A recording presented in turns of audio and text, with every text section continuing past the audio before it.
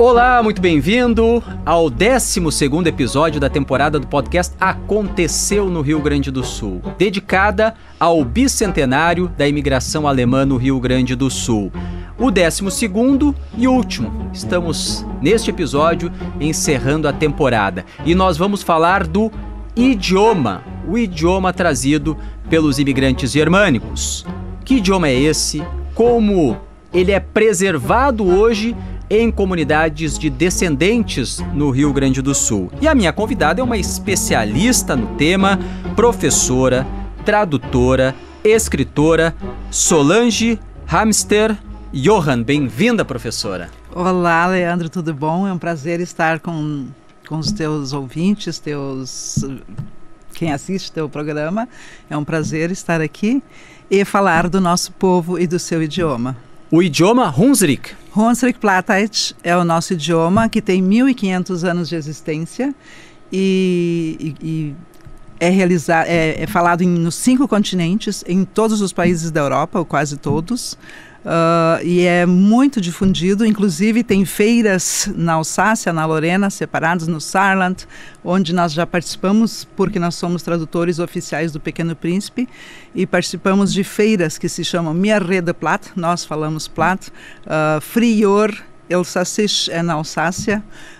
No Saarland, nós fomos convidados como primeiros convidados da América para representar os falantes do nosso idioma nas Américas. Para quem nos acompanha em imagens, a gente tem aqui muitos livros em cima e depois a professora vai falar um pouquinho sobre esses livros, em especial um que é muito curioso, que é a versão no Hunsrück do Pequeno Príncipe. Para quem está nos acompanhando aqui, vai ver também no YouTube as imagens. Tem muitos livros em cima da nossa mesa e a professora vai falar um pouquinho deles, desse trabalho da escrita deste idioma desenvolvido aqui, Sim. no Brasil, na região Sim. do Vale dos Sinos. Bom, primeiro, professora, nem todos os imigrantes germânicos, e eles vieram de diferentes reinos, principados, ducados, cidades livres, falavam o mesmo idioma. Sim. Vieram nós que falávamos o Platt, que hoje na Europa é Elsassisch Platt, Lothringen Platt, é a língua oficial do país Luxemburgo. É o idioma oficial de Luxemburgo. Oficial de Luxemburgo. Eu me comuniquei em Platt na Holanda. A pessoa onde a gente estava hospedada não falava inglês. Então perguntei alemão, né, do alemão padrão. Ela também fez assim, daí eu perguntei Platt, e daí ficamos 2 dias fofoqueando como se fôssemos vizinhas da vida toda, né? E na Alemanha, que região se falava ou se fala ainda? 4 estados, é o Hunsrück, o Pfalz, o Saarland, acima do Hunsrück,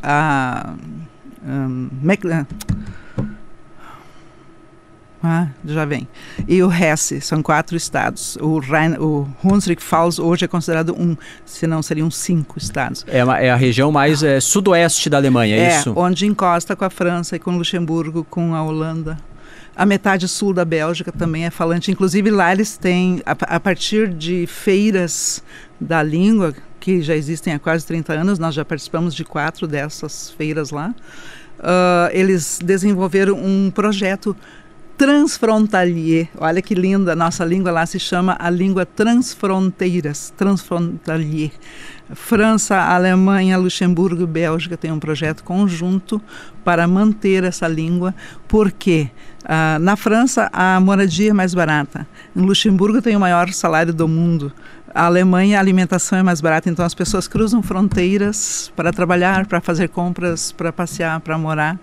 E agora, mais recentemente, nos últimos anos, a Bélgica também entrou. A metade sul da Bélgica se chama Valônia, é a região que fala a nossa língua também. E esses imigrantes com o Hunsrück, eles ficaram mais concentrados no Vale dos Sinos ou se espalharam pelo Rio Grande do Sul, por Santa Catarina? Toda a América do Sul. Nós somos 25% da população do Rio Grande do Sul é descendente dos nossos imigrantes germânicos, 25% da população de Santa Catarina, Paraná mais para o oeste e dali de Santa Catarina também cruzamos a fronteira para a Argentina e para o Paraguai. Temos parentes da família Johan no norte da Argentina, Hohenau, que é a segunda cidade mais importante do Paraguai, foi fundada pelo tetravô do meu marido.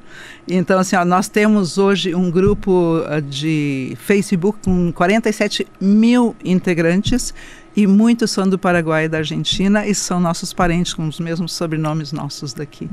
E assim, quando vieram esses imigrantes para cá, professor, a partir de 1824, e foi um período de mais de um século de chegada de imigrantes, são fases diferentes, em cada fase grupos vindos de outras regiões dos povos germânicos, daquela região mais central, norte da Europa, por diferentes motivos e em diferentes destinos, no Rio Grande do Sul, no sul do Brasil, no Paraguai, na Argentina. Quando a gente fala desse idioma, há sempre uma generalização, assim, em relação à imigração, falando, eles falam alemão. O Hunsrück é uma forma de alemão, não tem nada a ver com o alemão que se conhece hoje, que se fala na Alemanha. Afinal, que idioma é esse? Quais são as diferenças? Como ele surgiu? Começa com este nosso Platt, Hunsrück Plattdeutsch, que o Hunsrück foi acrescentado depois. O Platt tem 1.500 anos de existência. E o que tu perguntaste, muito importante, o que nós temos a ver com o alemão padrão? Lutero, para traduzir uma vez a Bíblia, juntou vários falares germânicos. Para não precisar fazer várias traduções ele escolheu uma. E juntou, e fez uma peneirada. E então hoje, desse alemão padrão, padronizado por Lutero, nós contribuímos com 30%. Ele pegou de várias das línguas germânicas, um pouco de cada, e criou um novo idioma. Isso. E nós contribuímos, então, é o povo e a língua que mais contribuiu com 30%. Por isso, então, se a senhora for hoje lá a Berlim, que fica ao norte da Alemanha, longe dessa região de fala do Hunsrück, a senhora vai conseguir se comunicar. Eu já visitei todos os estados da Alemanha, já dei palestra na Universidade de Linguística de Viena, visitei Suíça, França, Alsácia e Lorena, eu dei palestras. Eu visitei a terra dos Hamester, bem no norte, no lago da Sul, bem no norte, é a praia do norte. E eu encontrei uma senhora pendurada na janela, passeando na cidade, e ela perguntou, "Von wo bist du? De onde tu és?" Eu disse, eu ia dizer sul do Brasil, eu disse, "Von Siet." Ela achou da Alemanha. "Nein, tu sprichst doch wie mir." Eu disse, "Não, tu fala como a gente." Eu disse, "Eu sou do sul do Brasil." Eu disse, "Isso é mentira, tu fala igual a gente." Igualzinho.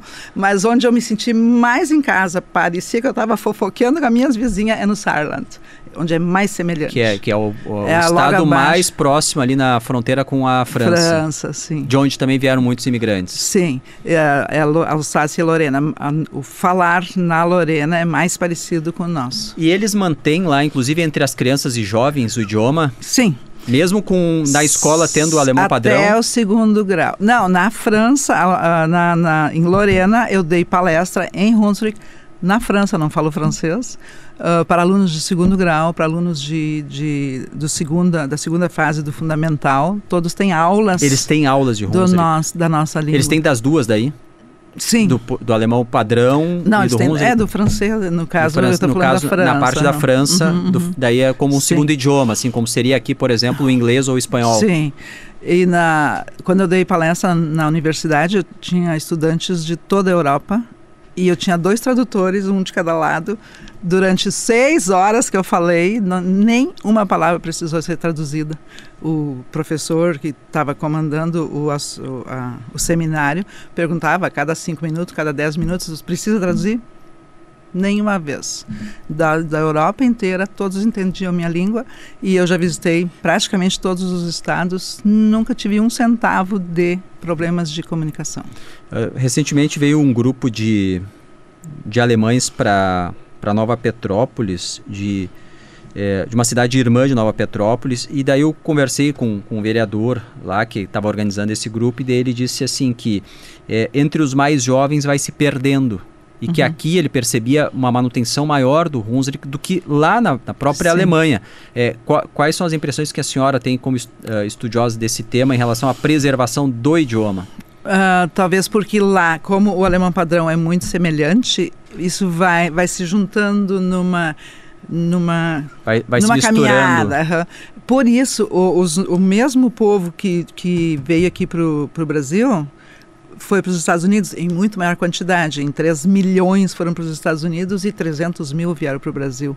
E lá também, porque é muito semelhante ao inglês, eu não sei se nossos assistentes sabem, que o inglês é uma língua germânica, aliás, é a língua germânica mais falada no mundo, né? E por isso que a gente que é falante nativo, eu, por exemplo, aprendi português na escola. Para mim, assim, eu cheguei no ginásio na época, isso que estranho, eu entendi o professor de inglês, né? E por isso que nos Estados Unidos se perdeu mais do que no Brasil. Porque o português é absolutamente diferente, o português do alemão. E nos o Estados inglês Unidos não, é mais parecido. E daí vai se misturando. Se assimilou, né, mais aquilo. Sim. E o Hunsrück é mais parecido com o inglês do que o alemão padrão? Sim. Nós somos 30% parecidos com o alemão padrão e 60% parecidos com o inglês. 60%? 60%. Nós, inclusive, estamos concluindo mais um dicionário. Este é o primeiro que foi feito para as crianças. Esse azul aqui. Esse aqui foi lançado agora, ano passado, com... A senhora pode mostrar naquela câmera ali, ó. Esse aqui é o livro dos verbos, tá? E muito legal. E este que vai ser o dicionário com 7.000 verbetes. Esse está saindo agora este ano, esse aqui ainda é só com 7.000 verbetes, e a gente se surpreende cada vez mais, é muito, muito semelhante ao inglês. Inclusive, dos Estados Unidos, a gente tem a proposta de fazer selecionar essas palavras que são iguais ao inglês. Nós nos achamos muito semelhantes. Tanto que, eu não sei se o povo sabe, de que a língua oficial dos Estados Unidos foi inglês por 1 voto de diferença. Era para ser alemão. Sabe, eu já contei aqui, professora, que eu sou da geração que deixou de falar o Hunsrück. Porque a minha avó e meu avô, até hoje, dão como, né, assim, a maior parte do tempo prioridade para falar no alemão, no Hunsrück. Meus pais falavam em casa entre eles, principalmente quando que eles não queriam que a gente soubesse o que estavam falando. E nós não aprendemos, assim, nem os primos, é a geração que, infelizmente, hoje eu digo infelizmente porque seria muito útil, gostaria de falar o Hunsrück, mas não falamos. Mas era muito presente na família, então algumas palavras, algumas expressões, algumas frases eu consigo entender pela repetição, ouvindo a minha avó, meu avô, meus pais em casa. A questão da escrita, e esse é um ponto importante, assim, os alemães, os germânicos, os alemães quando vieram para cá, muitos deles sabiam escrever e ler, alguns não, mas muitos sabiam. E escreveram cartas, inclusive, né, para os familiares que ficaram, contando como foi a viagem, como estavam os primeiros anos aqui. Eles escreviam em Hunsrück ou não? Já mais próximo do alemão padrão eles escreviam, porque já estava padronizado. Era o que era publicado em livros já era publicado. Já vinha no alemão padrão. Sim. E nas escolas lá, eles também aprendiam o alemão padrão? Na verdade, ele foi obrigatório a partir de 1903. Em 1871, quando foi unificada a Alemanha, ainda não era obrigatório. Mas já era usado? Era usado nos livros, já é mais aproximado do alemão padrão, porque foi sendo inserido, porque onde era escrito os livros era onde é os seminários dos padres, pastores, escolas, né, de formação, já eram usados esses livros. Então o povo não imprimia livros. Mas o que tu falaste de analfabetos ou leitores, todos eram, os que vieram sem ser alfabetizados foi devido a problemas de guerra, porque já era obrigatória a escolaridade. Então, por causa das guerras napoleônicas, dali para diante que começaram a vir para cá, alguns ficaram fora temporariamente, mas todos eram alfabetizados em alguns casos, inclusive a geração que veio era alfabetizada, escolarizada, e a primeira aqui no Brasil já não teve a mesma oportunidade os primeiros tempos muito difíceis. Até eles mesmos se organizarem, né? Até 1939. No início do programa tu falaste nos períodos de imigração. As fases. É considerado de 1824 a 1960. Até há pouco, por causa das segundas guerras, da Primeira Guerra e Segunda Guerra, veio mais gente de novo para sair de lá dessa situação de guerra. Mais de 100 anos, né? 130 anos, mais ou menos. E esse alemão, o Hunsrück, ele já tinha escrita? Sim. Antes da padronização, muito disso é escrito na nossa língua. Especialmente de Carlos Magno, que falava Unsere Zeit, nosso alemão. Já dos pais dele, avós dele têm escritos. Inclusive, a primeira escrita musical também, que foi criada na China, né, as notas musicais. As primeiras escritas foram escritas no nosso alemão, trazidos por Carlos Magno. E como foi o trabalho de vocês para recuperar na escrita aquilo que já era falado de forma oral no dia a dia? Nós recebemos em 2004, chegou uma equipe da Sociedade Internacional de Linguística, que desde os anos 60 trabalha exclusivamente para a criação de escrita para línguas em risco de extinção, que não tem, todas as línguas que não têm escrita correm o risco de extinção. E por isso vieram para cá, comandados pela doutora Ursula Wiesemann, que ficou morando com a gente durante 5 anos para criar essa escrita. Em Santa Maria do Herval ou Reuters? Santa Maria do Herval, no Vale dos Sinos. A primeira equipe que chegou ficou 60 dias. Como eles trabalham com isso há muitos anos, dos anos 60 para cá, são 60 anos, né? Eles têm muito equipamento eletrônico, então eles chamaram 40 pessoas de todas as idades, desde pequenos até idosos. No município só? No município, de masculino e feminino. E então eles vêm com uma lista de 100 palavras que são comuns a todas as línguas do planeta. As mais simples, como mão, cabeça, pão, pai, mãe, palavras base. E cada uma dessas pessoas tinha que gravar isso repetidamente, essas palavras em Hunsrück. E eles, só nos ouvindo, já aparecia no computador deles como se fosse, como se fosse um eletrocardiograma. Então eles diziam, isso é um I longo, isso são 2 Is, isso é um I curto, isso é meio I, que eu nem sabia que existia, já que eu não estudei linguística. Muito interessante. Em 60 dias ele estava com esse trabalho base pronto, e depois disso a doutora Ursula Wiesemann permaneceu 5 anos conosco para fazer o ajuste fino disso tudo. Mas a minha dúvida eles já não tinham essa escrita desse idioma lá da Europa? Não foi usado nada disso. Porque se fosse para repetir o que estava sendo feito, não precisava ser feito nada. Não, mas eles fizeram a ideia era pegar dos descendentes de imigrantes no Brasil, é isso? Certo, para criar uma escrita para esta língua na América do Sul. Porque tem variáveis, tem mudanças em relação ao até original. Pelo que nós falamos no começo do programa, veio gente de diversos países germânicos, então aqui se formou uma nova língua. Eles misturaram aqui, então? Não misturaram. Não? Não, só que nós usamos palavras... incorporaram palavras que lá eles não incorporaram. Diferente do que falam outros pesquisadores, que a gente incorporou português, não é verdade.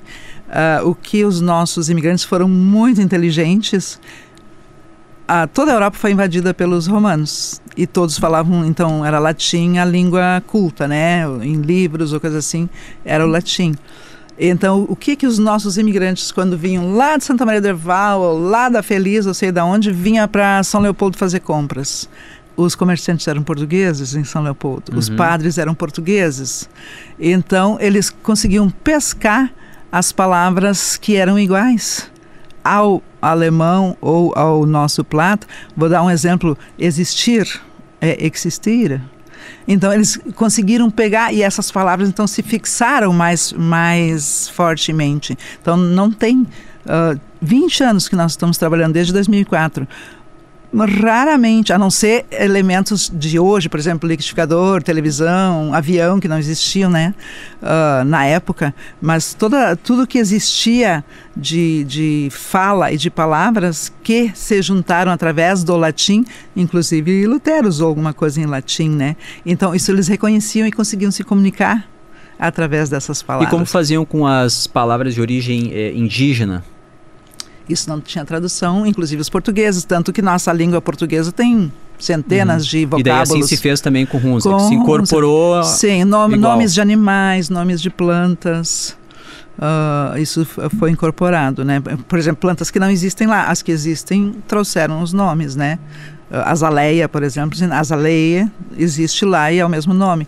Normalmente se adotava o nome científico, que é comum para o planeta todo, né? Então foram acrescentando isso aos seus conhecimentos. Bom, e a partir desse trabalho que começou em 2004 para fazer a escrita do idioma, da língua aqui, vocês também começaram a partir disso a fazer publicações e traduções. Sim.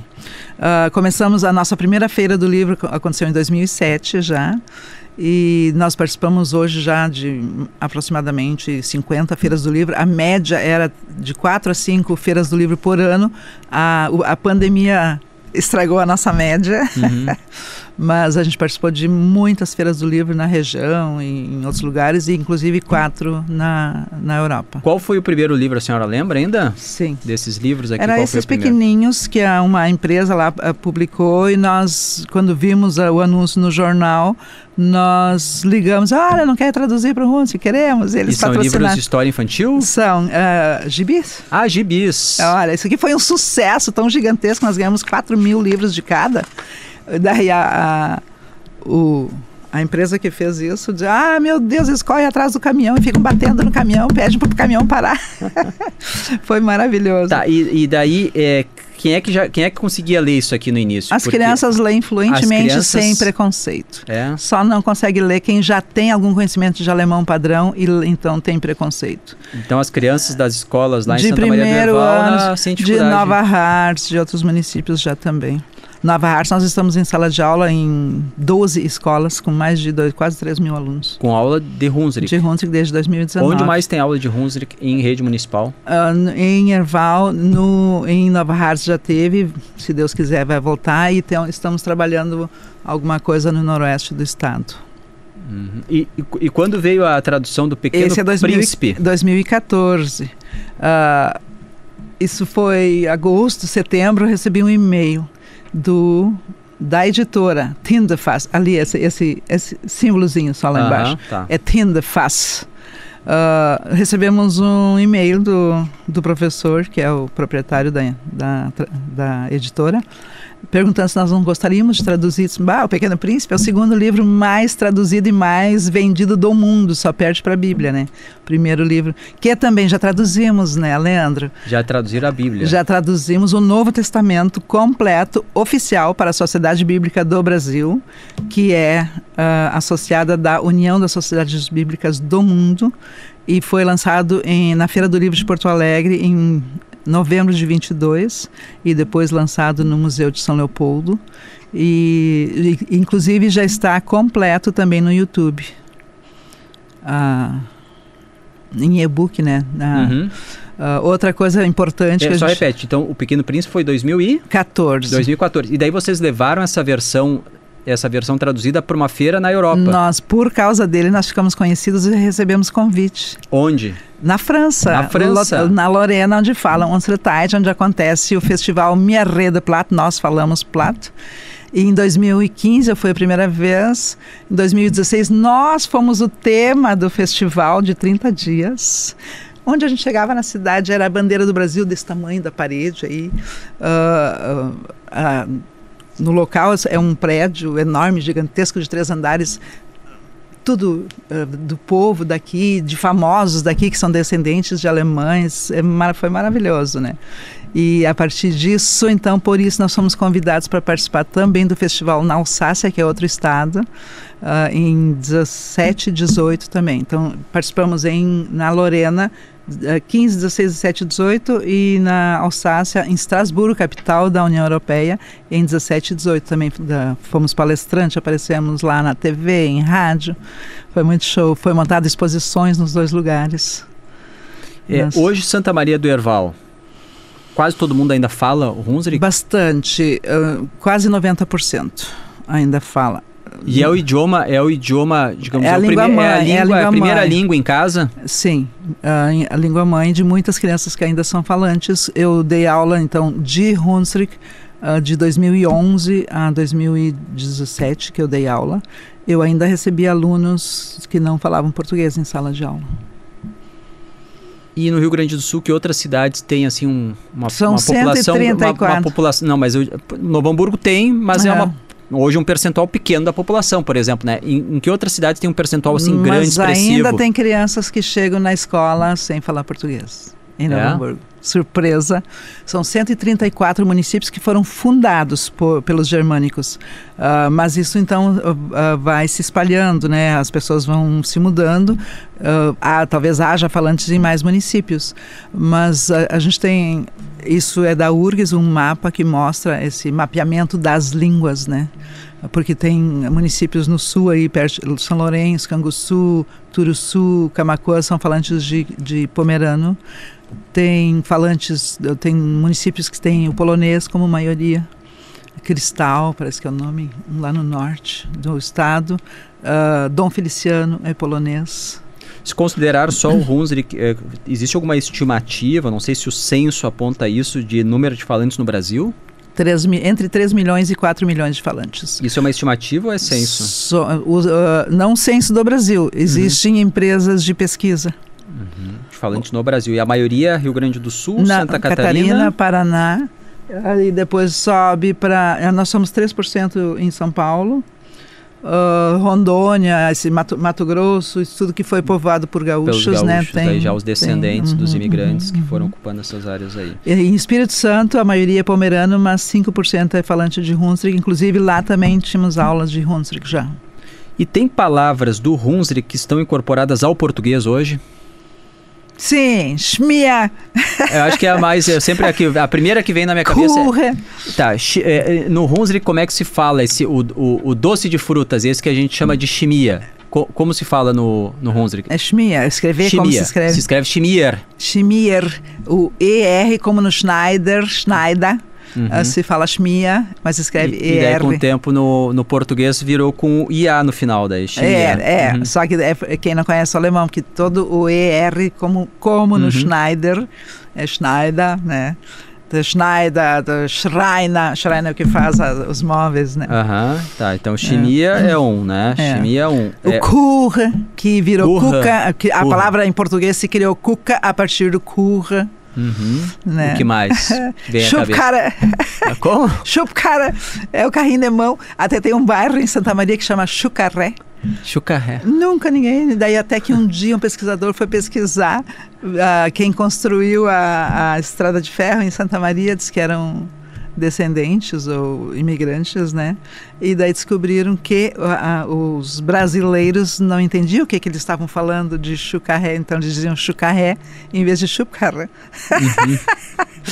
O carrinho de empurrar, né? Que é o nome em alemão, chupcarra. Então virou o bairro Chucaré. E sabe que assim, acho que um dos motivos que talvez já os meus pais já não incentivaram tanto os filhos a aprender o Hunsrück era um pouco do preconceito que se tinha quando a criança ia para a escola já na cidade que não tinha a maioria de descendentes de imigrantes e uma dificuldade muito grande na alfabetização. Principalmente com os R's, né? A dificuldade com os R's. O que explica um pouco essa história, né? Do descendente ou do colono de falar em vez morro, moro.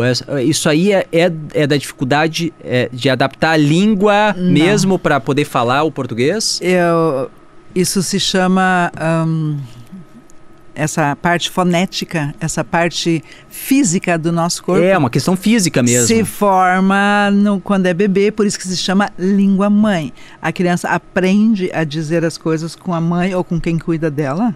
E o aparelho fonador se forma de acordo com a necessidade. Se adapta, né? Se adapta, ele cresce conforme a língua-mãe. E a nossa língua-mãe fala cachorro. Tudo que é com R, dois R's. E daí por isso, exatamente pela língua-mãe. O preconceito é maior e anterior, né? Digamos, vindo para cá, o governo precisa instalar a língua padrão. O professor precisa vender a sua aula. Se a língua que tu fala tá bom o suficiente, tu não precisa aprender o alemão padrão. O professor precisava vender, então ele dizia que meu alemão é o correto, o que eu estou ensinando, e o que tu aprende está errado. A igreja fazia a mesma coisa. Vocês têm que falar o alemão correto. Né? Então, assim, para o padre continuar com o poder, para o professor continuar com o poder, para o governo continuar com o poder, tu precisa aprender o alemão correto. E tinha a questão das publicações também. Se os livros todos não eram no Hunsrück, era um dificultador para a manutenção, principalmente da escrita. Sim, mas a cultura é mais forte. Tanto que sobrevivemos 500 anos com a nossa língua, né? E hoje estamos trabalhando com o planeta todo. Dos 50, na verdade 51, 50 estados dos Estados Unidos, 39 falam Unsertheit. 50 mil falantes no Canadá. 20 mil falantes no Alasca. Nós chamamos aqui de Unsertheit, nosso alemão. Na Austrália, como é que chama? Unsertheit. Nossa língua é falada nos 5 continentes, inclusive na China. Nessa palestra que eu dei na Suíça... Pela colonização na China? Uhum. Tem colônias tão grandes quanto as nossas aqui. Na China. E na palestra que eu dei na Universidade Linguística de Viena, tinha um aluno chinês, e o professor perguntava, precisa traduzir? Entendeu 100% da minha palestra em Hunsrück. Professor, o tempo passa rápido, e tem uma novidade que é sensacional quando a gente fala de tecnologia, do acesso às línguas no mundo, que é o Google Tradutor. Sim. Né? Quem não recorre ao Google Tradutor para buscar de algum outro idioma, vai num site, tem lá uma frase, uma palavra, um texto, e traz para o português. E tem agora o Hunsrück no Google Tradutor. Estamos muito felizes, muito orgulhosos. Vai dar um salto quântico, né, na nossa língua, para a nossa língua, a inclusão do Hunsrück no Google Tradutor. Como foi esse trabalho para colocar no Google? Há algum tempo atrás, 3, 4 anos atrás, vieram 2 linguistas da Alemanha e nós damos capacitação para eles. Vinculados ao Google ou não?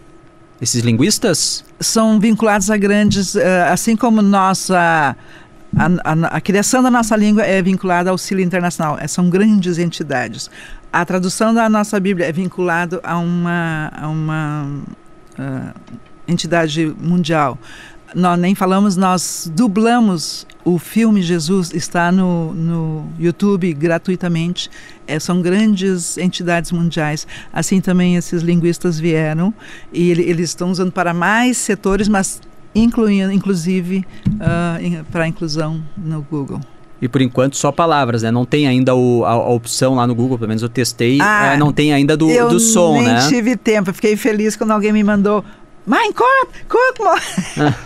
A pessoa que colocou como é que diz, o entusiasmo dela, a surpresa, escreveu em português e a resposta veio em Hunsrück muito direitinho. Estamos muito orgulhosos. No mundo da tecnologia ter essa opção para conseguir, e até para quem já não tem esse idioma, no caso, como é a minha geração, tentar buscar como eram as palavras, né, ditas pelos nossos antepassados. Nós temos, então, para concluir mais, nós temos leis aprovadas já por nossa solicitação em 2012. Nossa língua foi considerada Patrimônio Histórico e Cultural do Rio Grande do Sul. Em 2016 também Santa Catarina fez isso. Tem muitos municípios já que co-oficializaram a língua. E com isso vão colocar em sala de aula. Isso são grandes avanços, né? E a gente está...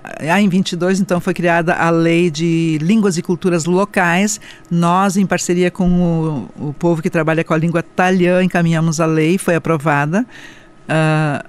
Línguas e culturas locais permitindo que cada povo do Rio Grande do Sul, índios, afro, esses diversos povos germânicos, italianos, poloneses, pomeranos, todos podem ensinar em sala de aula essa língua. E a partir disso encaminhamos nova lei que já está em andamento para criar a disciplina de línguas e culturas locais. Para finalizar, professor, eu vou pedir que a senhora, então, no Hunsrück, deixe uma mensagem para todos os descendentes, todo mundo que entende ainda, que preserva o idioma, para celebrar os 200 anos da imigração alemã no Rio Grande do Sul e no Brasil. Ja, das darf man nicht vergessen. Jetzt, am 25. Juli, wollen wir viel große Feste machen, für unser 200 Jahre Inwanderung zu feiern. Und viel, jetzt hier müssen wir Churrasco essen, gell? Und Kartoffelsalat. Mas o que eu quero... Traduz aí, então, agora o que a senhora disse. Convidando todo mundo para festejar no 25 de julho, ou o próximo, né? Porque eu tenho 3 festas só no nosso município, imagina mais alguns na região. Para a gente festejar a imigração do nosso povo há 200 anos, né? Vindo durante todo esse tempo. E o que eu quero complementar, então, é nos esforçarmos para manter a nossa identidade, como está acontecendo nos 5 continentes, que a nossa língua, a nossa cultura, que tem 1.500 anos de existência, não se perca. Receitas, hábitos familiares, curas que as mães, as avós fazem nas suas famílias, são parte da identidade de cada povo. Então a língua é o mais forte elemento que mantém gastronomia, música, dança, escrita, livros, leitura, literatura. Tudo isso vem através da língua. Pais, mães, avós que ainda sabem falar, ensinem o mínimo que for para que se mantenha a nossa identidade que já vem há 1.500 anos. Professora, tradutora, escritora Solange Hamester. Hamster em alemão significa o quê? Tem tradução? Sim, é o gerente do celeiro. Então tu tinha um antepassado que era um gerente de um castelo ou de um celeiro. Johann, que daí é João. João, né? Era o nome mais comum na Alemanha. Teve algum João na família também, sim. Então, ou muitos. Muitos. Professora, muito obrigado pela aula aqui hoje sobre o idioma e bom trabalho, consiga preservar esse idioma e levar adiante também para as próximas gerações, inclusive com a escrita, com livros, com mais publicações. Muito obrigado. Nós que agradecemos a oportunidade. Meia frase, nós vamos agora no final do ano gravar total o Novo Testamento. Também grátis no YouTube em breve. Muito obrigado pela oportunidade. E assim terminamos mais uma temporada do podcast Aconteceu no Rio Grande do Sul. Foram 12 episódios dedicados ao bicentenário da imigração alemã no Rio Grande do Sul e no Brasil. Estão todos disponíveis para você ouvir e assistir no YouTube, no Spotify e nas outras plataformas de áudio. Recuperamos a história, desde o início, lá na Europa, até hoje, o legado deixado pelos imigrantes e os seus descendentes no Rio Grande do Sul. Ouça, compartilhe e até a próxima temporada.